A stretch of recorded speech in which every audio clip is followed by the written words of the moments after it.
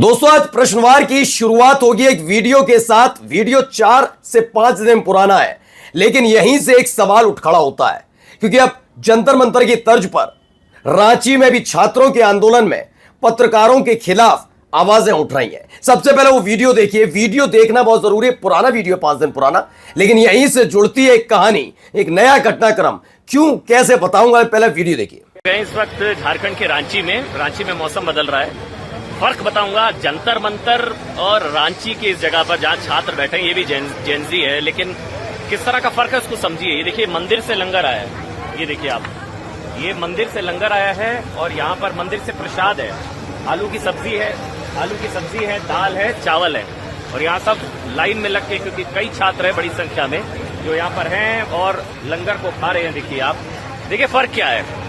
वहां थी बिरयानी जुनैद की बिरयानी, लेकिन यहाँ पर मंदिर से लंगर आ रहा है। तो चोपड़ा ने अपना खोपड़ा खुजाकर यह बताया वहां जुनैद की बिरयानी थी जंतर मंतर पर, और यहां क्या है, यहां है मंदिर का प्रसाद। लेकिन छात्रों के मुद्दे कितनी बहुत गंभीरता से उठाए वो नहीं। मैं ये बात आज इसलिए दिखाने जा रहा हूं क्योंकि इस आदमी की इस हरकत के बाद अब और पत्रकारों के साथ क्या व्यवहार हो रहा है। यह आदमी ट्रोल किया जाता है तो कहता है कि डिजिटल लिंचिंग हो रही है इसके साथ, लेकिन इस हरकत की वजह से और पत्रकारों को क्या भुगतना पड़ रहा है वो देखिए। और खास तौर पर इसके चैनल में काम करने वाले पत्रकारों, ये देख लो कि इसकी एक हरकत की वजह से क्या क्या। यही नहीं, आपको दिखाएंगे एक दीदी जो लाती तो है पाठशाला, मैडम आ रही हैं करती हैं, जी हाँ वही जिनके उनके एक कार्यक्रम से छुट्टी हो सकती है, खबर है। अब खबर यह है कि वो बुरी तरह से बौखला गई, इतना बुरी तरह से बौखला गई है कि वो कह रही है मैं तो ऐसे ही करती हूं, क्या क्या। और स्टूडियो में बस रोने तक की नौबत रह गई थी। कौन है वो दिखाएंगे। और बड़े यूट्यूब चैनल पर काम करने वाले डिग्रीधारी पत्रकारों की बात करूं जो वाकई पत्रकार है, उनके लिए कहा जाता है क्यों स्कैनर देते हो, क्यों भीख मांगते हो, तुम्हारे तो दाल रोटी नहीं चल पाए, पता नहीं क्या क्या नहीं बोलते। आज दिखाऊंगा इस देश के एक अमीर आदमी का बड़का वाला चैनल जिसके एंकर दिन रात नफरत उगलते हैं, वो किस स्थिति में आ गया है। लोगों से अपील कर रहा है कि स्कैन करके कम से कम हमें एक विज्ञापन तो दे दो। नमस्कार, मैं हूं प्राज्वल गौतम और आप देख रहे हैं प्रश्नवार। आज प्रश्नवार की शुरुआत जो आपने अभी वीडियो देखी, इस व्यक्ति, इस एंकर, अंबानी के एंकर की, जिसने वहां जाकर यह बताया प्रसाद। मैं फिर कहता हूं कि देखिए पत्रकारिता क्या होती है ना, आपसे जब कह दिया जाए कूदी एंकर तो बुरा मान जाते हैं। मसला यह है कि आप ये समझिए कि आपकी हरकतों का क्या खामियाजा किस किस को भुगतना पड़ता है। मैंने तब भी कहा था जंतर मंतर पर जितने पत्रकार पहुंच रहे थे अलग अलग न्यूज चैनल के, छात्रों को उनको लेकर गुस्सा ही नहीं था। मैं यकीन बता रहा हूं कई पत्रकारों के तो चेहरे नहीं जानते, सिर्फ आईडी को देखकर गुस्सा थी, क्योंकि उस आईडी में उस चैनल का जो लोगो होता है वो दिखता है, यानी कि उस चैनल के लोगों को देखकर पहचानते थे कि इस चैनल पर फलाना वाला पत्रकार नफरत उगलने के अलावा कुछ नहीं करता। इसलिए उन पत्रकारों के साथ हुआ।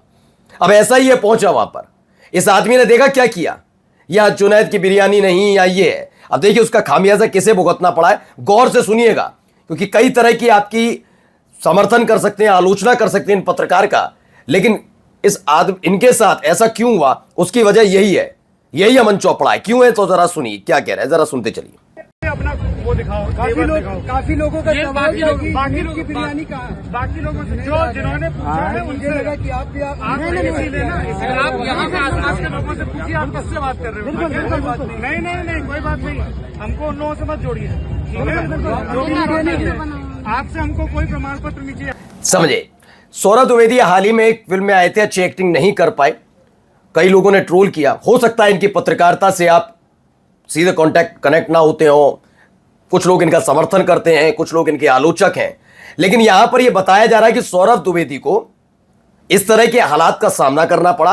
वहां पर जब पहुंचे तो इनकी भी खिंचाई हुई, इनको छात्रों ने घेर कर यह कहा वो कहा, तमाम चीजें आपने सुना। जिस लड़के के साथ बहस चल रही है सौरभ द्विवेदी की, उस लड़के ने सौरभ द्विवेदी से उनकी किसी एक रिपोर्ट, चाहे वो लल्लन टॉप में रहे हो तब या टाइम्स जो इनका है इंडियन एक्सप्रेस, दोनों में से किसी भी रिपोर्ट का जिक्र नहीं किया। किसका जिक्र किया, इस अमन चोपड़ा की इस खबर का कि जुनैद की बिरयानी पूछते हो तुम लोग। जुनैद, मैंने कहा ना, अमन चोपड़ा जैसे लोग सिर्फ नफरत फैलाकर आते हैं, नफरत फैलाकर, और इनका खामियाजा इन पत्रकारों बाद में कहते हैं कि रवीश कुमार, वो ये यूट्यूबर्स ये भड़का रहे हैं, ये जश्न मना रहे हैं, ये तुम लोगों की हरकत है। और देखिए ये भी देखिए क्या खुश हो रहा है इस पर। देखिए, लगेगी आग तो आएंगे घर कई इज्जत में, यहां पे सिर्फ हमारा मकान थोड़ी है।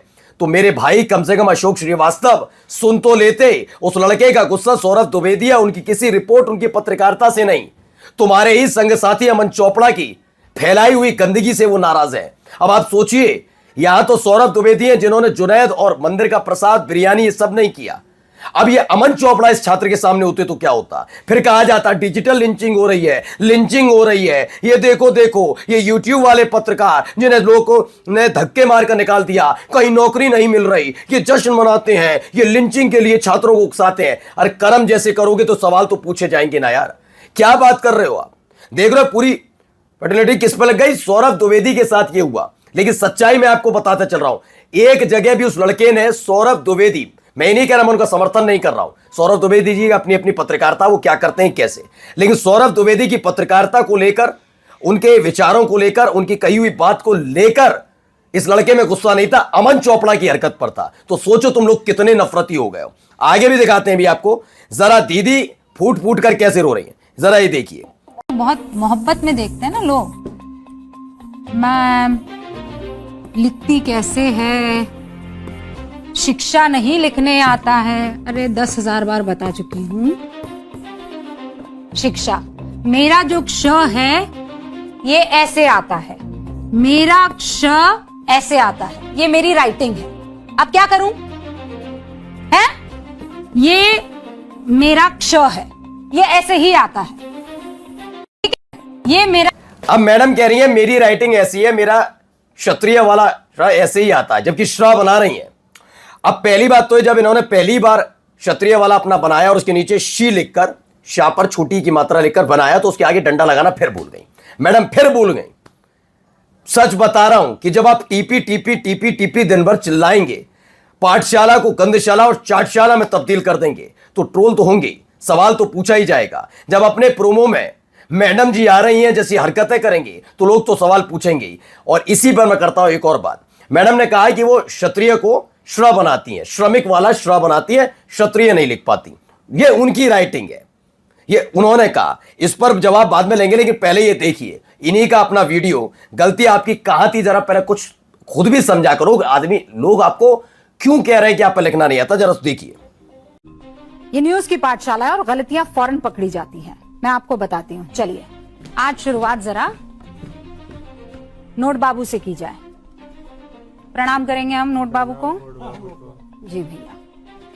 तो प्रियंका गांधी शिक्षा की बात कर रही थी, क्या कह रही थी? वो ये कह रही थी, बस श पर बड़ी की मात्रा लगाई थी, इसे अनपढ़ बताया जा रहा है कि आप पर शिक्षा लिखना नहीं आता। उसमें तो आले अलग जाकर आपने खुद बता दिया, ज्यादातर लोगों ने इस पर बात नहीं की। उन्होंने कहा श पर छोटी की मात्रा आती है, लेकिन आपने बड़ी की लगाई। पहला तो ये था। दूसरा, आप जो बता रहे हैं ना क्षत्रिय, ये भी बिल्कुल सही बात है, ऐसा नहीं चलता। कल सोचिए इस देश के तमाम टीचर्स कहते हैं हम तो 2 और 2 5 पढ़ाते हैं, हमें तो यही आता, हम नहीं पढ़ाएंगे। फिजूल बात है, वो टीचर्स कहलाएंगे।